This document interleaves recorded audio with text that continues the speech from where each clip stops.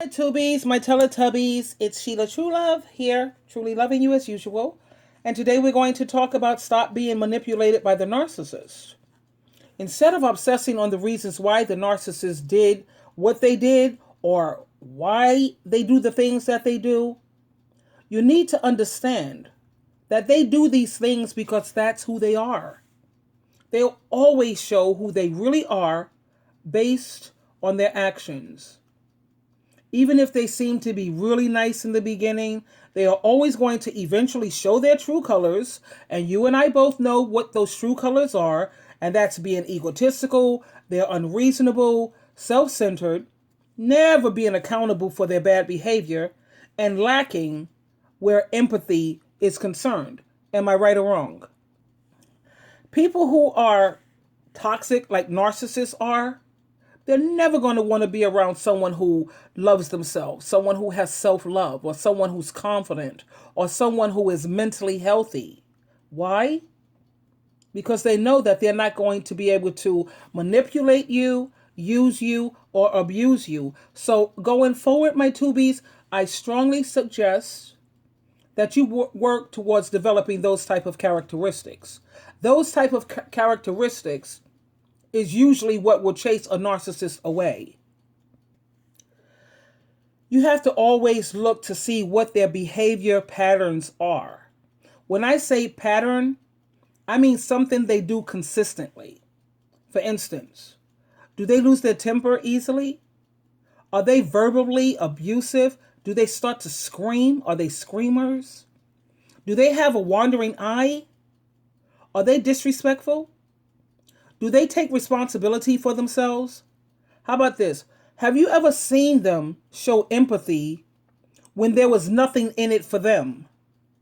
Do they lie and manipulate without having a conscience? Are they impatient? Do they feel guilty about their bad behavior? Or do they just like, oh, what the hell? They just shrug it off like it's nothing. Are they always asking you for something? Can you help me with this? Can you show me how to do this? Can you do this for me? Are they asking you for gas money? Or they got something. They're always asking you for something. Do they have a problem keeping their hands to themselves when it comes to hitting? These are patterns, my tubies, that you need to take note of. Once you see this as a pattern, you have to realize that you are not in a relationship. You are in a situationship. Situationships never turn out good. Now, we know, come on, we're all imperfect and none of us are perfect. And we may slip up from time to time, or they may slip up from time to time. But when you slip up like that, are they willing to admit it and be accountable for their actions? Okay? And also, if it's not about them being narcissists, they won't do this consistently, or it won't become a pattern. If you see that it's a pattern, and this is something that they do consistently, please, my tubies, my teletubbies, you have to be wise and you have to act fast. You have to end this immediately. You are dealing with a narcissist. You can always tell when you're dealing with, or you just met a narcissist, because they start off being agreeable, they're nice, they're overly, I want to put emphasis, they're overly attentive, and they want to move things along way too fast.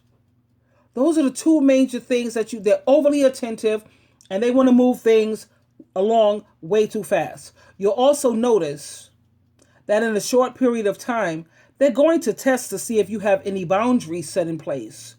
And if you do, they will constantly try to violate them. They will ask you things to see if you're comfortable saying no to them. This is why, my tubies, it is so important for you to set boundaries. You have to have standards, and you have to have requirements they have to live up to. Please, let me reiterate, let me say this and repeat it again. Requirements, standards, boundaries, they have to live up to. If they cross your boundaries, or they try to put you in uncomfortable situations, you have to correct them immediately. And you have to let them know when they've crossed your boundaries. If a person is a good person, and if they're not a narcissist, then they will understand where you're coming from. They understand why a person should have boundaries and they get it. But if they don't understand, remember, sweetheart, you can't reason with these people because you can't make sense to a person who is full of nonsense. You know, like they say, you can't make sense out of nonsense. When people show you who they are, believe it. Believe it. You can't get water from a rock. Okay? If love, kindness, compassion, and goodness is not in them, it's just not in them. You have to know how you want to be treated, first of all. Anytime you go into a relationship, you have got to know what you deserve and you have got to know how you want to be treated. And if they treat you any less than the way you know you want to be treated, then you're going to have to disengage with that person, my Tubi. And I also know that sometimes in life, we have to deal with narcissists, and just avoiding them, it isn't an option, especially like when you have children with them and you have to constantly deal with them. But in that case, you still need to apply the above recommendations when it comes to setting boundaries and when it comes to placing limits. When you deal with these type of people, you have got to always make sure that you protect yourself.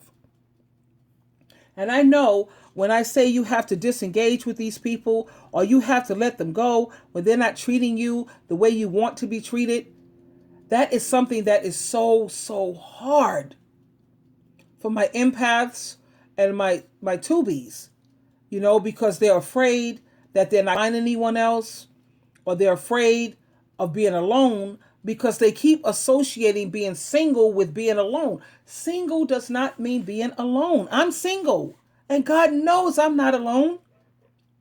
I have my friends. I have my family. I have people who I meet on a regular basis. It's understandable that we all want someone to share our life with. Why can't you share your life with your friends? Why can't you share your life with your family? And sometimes if you don't have a family that's, you know, family-like, then it's always good to make friends, and sometimes your friends have to become the family. But I really, really want to stress and hope that you fully understand that being single does not necessarily mean being alone, not at all. And I keep trying to tell people, I know for a fact that that app called Meetup, that app is a godsend because it's not about dating. It's not about hooking up and all of this crazy, you laying up with all these. No. It's so not about that. It's about finding people who you have similar interests. Like me, I enjoy reading, so they have book clubs. I enjoy spiritual things, so they have like the women's Bible study group. They also have like the new Christian congregation that I've joined. I met through Meetup. There's like 21 of us. If I'm missing at a meeting, they call me up to see if I'm okay. Is there anything I could do for you? Is there anything I could get you? Should I come by? These are people who honestly care about you. If you end up in the hospital, you got people coming like crazy coming to visit you. And you get to have all of these things from that simple little app called Meetup. And I suggest that maybe you could find a friend and you guys go to a couple of meetups and hang out, meet new people, and just live your life. Live your life like it's golden, baby. Live it like it's golden, for real. You don't have to sit here and put up with all this abuse, manipulation, stress, aggravation. You don't have to. What can I say to encourage my tubies, you know, especially females, man. Females just don't know how to let go. What's up with that? Like I was looking at divorce court here, and the woman is saying that she wants this man to stop drinking and he needs to grow up, and you need to spend more time at home and stop just hanging out with your buddy boys, whatever. And he made a good point. He looked at her and he said, check this out.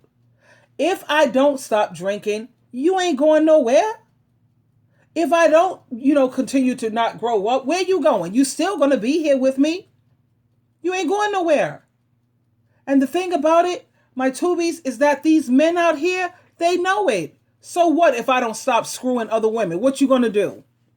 You're not going to do nothing, but you're going to sit here. You're going to keep me in the household. You're still going to cook for me. You're still going to suck me off. You're still going to lay up with me. You're still going to sit up here and keep trying to have me. You're still going to need me. How about this? Check this out. You're still going to need me to validate you.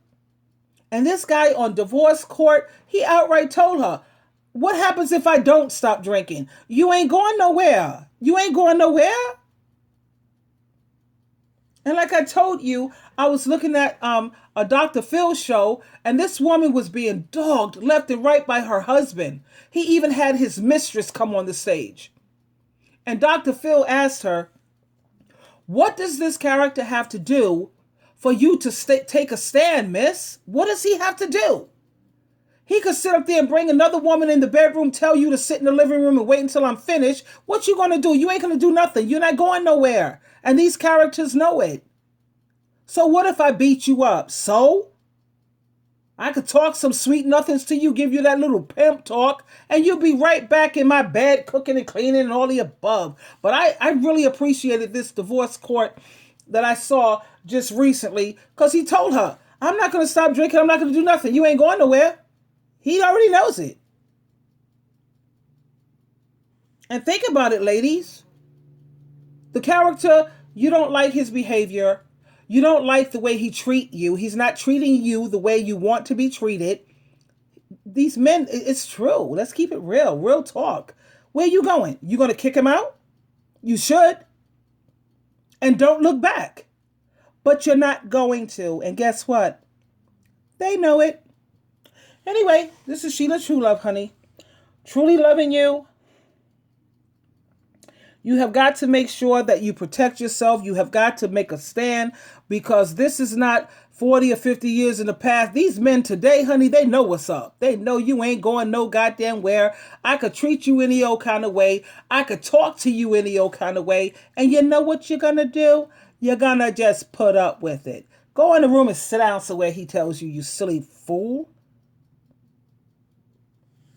That's the thing. You need to check out Divorce Court. Anyway, this is Sheila True Love. Always, always loving you and trying my best to have your back. You need to have your own back, though. Somebody treats you poorly? No, dead them immediately. And then get meet up, have some friends, hook up with some girlfriends, make some girlfriends and maybe some male friends. Like find yourself some movie buddies. That's what I have. I have movie buddies. We go every 2 weeks on Friday. After the movie, we have first we do the movie, we do the dinner because it's after work. We do dinner and movie. Well, actually, it depends on the time of the movie because sometimes we got to do the movie first and then we'll do dinner. You don't have to put up with all of this nonsense and you don't have to put up with all of this abuse. Anyway, like I said, I love you. And until next time, deuces.